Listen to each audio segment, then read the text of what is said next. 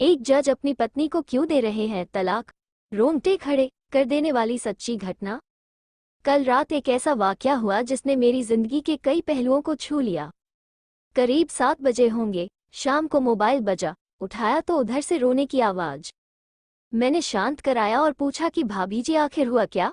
उधर से आवाज आई, आप कहाँ हैं और कितनी देर में आ सकते हैं? मैंने कहा, आप परेशानी बताइए। और भाई साहब कहाँ हैं? माताजी किधर हैं? आखिर हुआ क्या?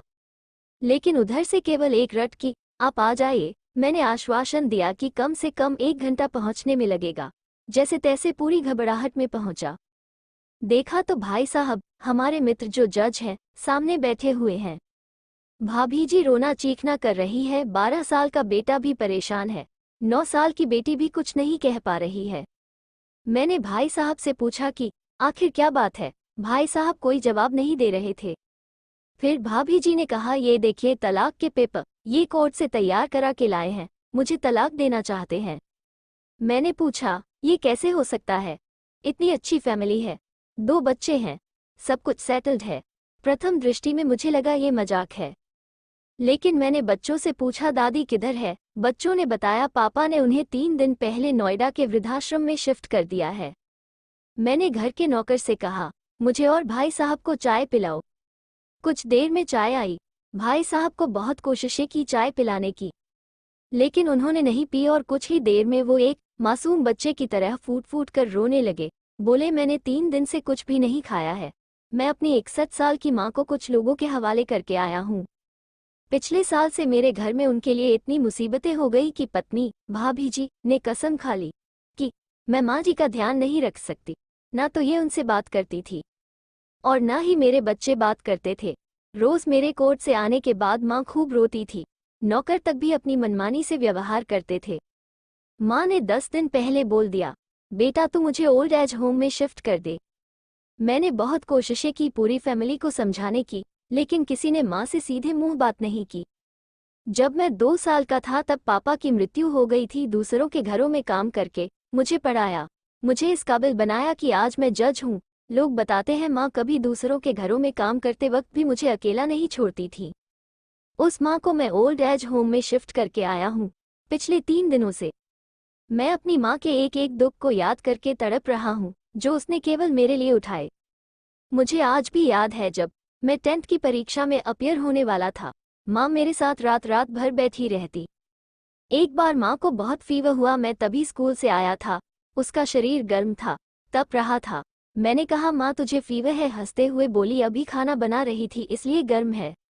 लोगों से उधार मांगकर मुझे दिल्ली विश्वविद्यालय से LLB तक पढ़ाया। मुझे ट्यूशन तक नहीं पढ़ाने देती थी कि कहीं मेरा टाइम खराब ना हो जाए। कहते कहते रोने लगे और बोले, जब ऐसी माँ के हम नहीं हो सके तो हम अपने बीवी और बच्चों के क्या होंगे? हम जिनके शरीर के टुकड़े हैं, आज हम उनको ऐसे लोगों के हवाले कराए जो उनकी आदत, उनकी बीमारी, उनके बारे में कुछ भी नहीं जानते। जब मैं ऐसी माँ के लिए कुछ नहीं कर सकता तो मैं किसी और के लिए भला क्या कर सकता हूँ? आज़ादी अगर इतनी प्यारी है और माँ इतनी बोझ लग रही है, तो मैं पूरी आज़ादी देना चाहता हूँ। जब मैं बिना बाप के पल गया तो ये बच्चे भी पल जाएंगे। इसीलिए मैं तलाक देना चाहता हूँ। सारी प्रॉपर्टी इन लोगों के हवाले करके उस ओल्ड एज होम में रहूंगा। कम से कम मैं माँ के साथ रह तो सकता हूँ। और अगर इतना सब कुछ करके माँ आश्रम में रहने के लिए मजबूर है, तो एक दिन मुझे भी आखिर जाना ही पड़ेगा। माँ के साथ रहते रहते आदत भी हो जाएगी। माँ की तरह तकलीफ तो नहीं होगी। जितना बोलते उससे भी ज्यादा रो रहे थे।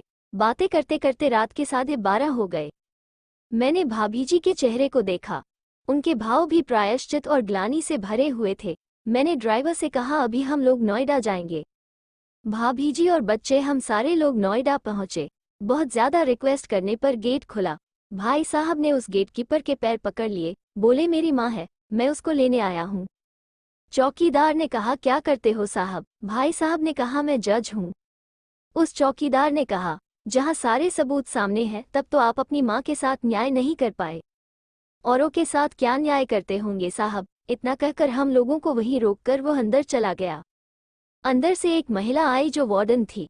उसने बड़े कातर शब्दों में कहा, 2 बजे रात को आप लोग ले जाके कहीं मार दें तो मैं अपने ईश्वर को क्या जवाब दूंगी? मैंने सिस्टर से कहा, आप विश्वास करिए, ये लोग बहुत बड़े पश्चाताप में जी रहे हैं। अंत में किसी तरह उनके कमरे में ले गई। कमरे में जो दृश्य था उसको कहने की स्थिति में मैं नहीं हूँ।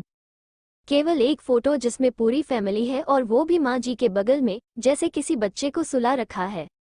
मुझे देखी तो उनको लगा कि बात न खुल जाए, लेकिन जब मैंने कहा हम लोग आपको लेने आए हैं तो पूरी फैमिली एक दूसरे को पकड़कर रोने लगी।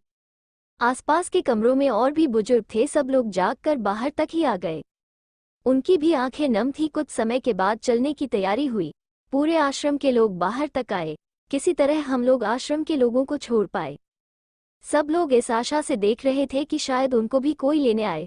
रास्ते भर बच्चे और भाभी जी तो शांत रहे, लेकिन भाई साहब और माताजी एक दूसरे की भावनाओं को अपने पुराने रिश्ते पर बिठा रहे थे। घर आते आते करीब 3:45 हो गया। भाभी जी भी अपनी खुशी की चाबी कहाँ है ये समझ गई थी। मैं भी चल दिया, लेकिन रास्ते भर वो सारी बातें और दृश्य घूमते रहे। माँ केवल माँ है, उसको मरने से पहले ना मारे। माँ हमारी ताकत है, उसे बेसहारा न होने दे। अगर वो कमज़ोर हो गई तो हमारी संस्कृति की रीढ़ कमज़ोर हो जाएगी। बिना रीढ़ का समाज कैसा होता है किसी से छुपा नहीं। अगर आपकी परिचित परिवार में ऐसी कोई समस्या हो तो उसको ये जरूर पढ़ाएं, बात को प्रभावी ढंग से समझाएं। कुछ भी करें लेकिन हमारी जननी को बेसहारा बेघर न होने दें। अगर माँ की आंख से आंसू गिर गए तो ये कर्ज कई जन्मों तक रहेगा। यकीन मानना सब होगा तुम्हारे पास, पर सुकून नहीं होगा। सुकून सिर्फ माँ के आंचल में होता है, उस आंचल को बिखरने मत देना। इस मार्मिक दास्तान को खुद भी पढ़िए और अपने बच्चों को भी पढ़ाइए ताकि पश्चाताप न करना पड़े।